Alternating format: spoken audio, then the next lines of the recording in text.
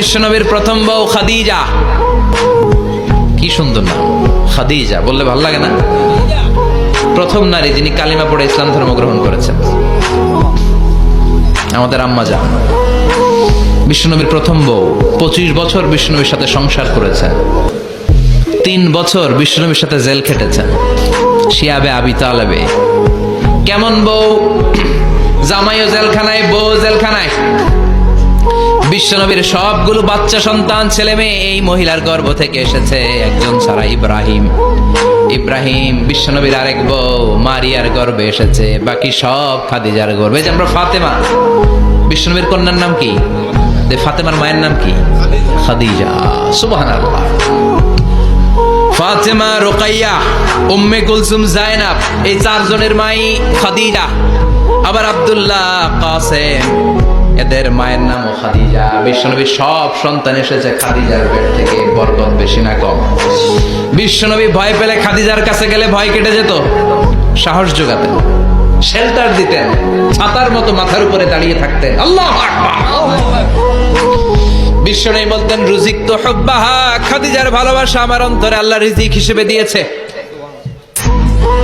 আবার বিশ্বনবী বলতেন, আল্লাহ যেই কিয়ামতের দিন বন্ধু বন্ধুরে চিনবে না, ভাই ভাইরে চিনবে না, কেউ কাউরে চিনবে না, ওই কঠিন দিনে আমি আমার খাদিজারে যেন ভুলে না যাই, আমার খাদিজারে যেন দেখা মাত্রই চিনতে পারি এটা আমার খাদিজা।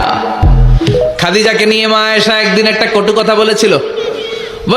ও নবী, কবে আপনার এই বুড়ি মহিলা, বুড়ি বউ খাদিজা ইন্তেকাল করেছে, তারপরে কত সুন্দরী সুন্দরী বউ আমরা এসেছি, আমগরে ভালো লাগে না?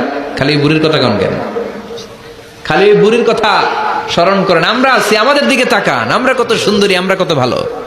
বিশ্বনবী রেগে গেলেন, মা আয়েশাকে এইভাবে ধরলেন। জীবনে কোনোদিন কোনো স্ত্রীর গায়ে হাত তোলে নাই, শুধু ওই দিন মা আয়েশাকে এইভাবে ধরেছিলেন আর বলেছিলেন, আয়েশা খবরদার, জীবনে এই কথা বলবা না। আমার খাদিজা আমার বিপদের দিনের সঙ্গিনী, তোমরা আমার সুখের দিনের সঙ্গিনী।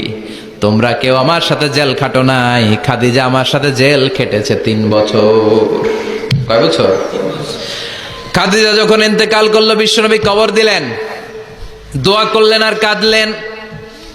সাহাবারা দোয়া শেষে চলে যায়। আবু বকর বললেন, নবী কবর দেয়া হলো, খাদিজাকে দোয়া করা হলো, এবার চলেন। বিশ্বনবী তবুও যান না। বিশ্বনবী বললেন, আবু বকর তোমার মনে চাই তুমি ঘরে ফিরে যাও, আমি যাব না, আমি দাঁড়িয়ে থাকবো।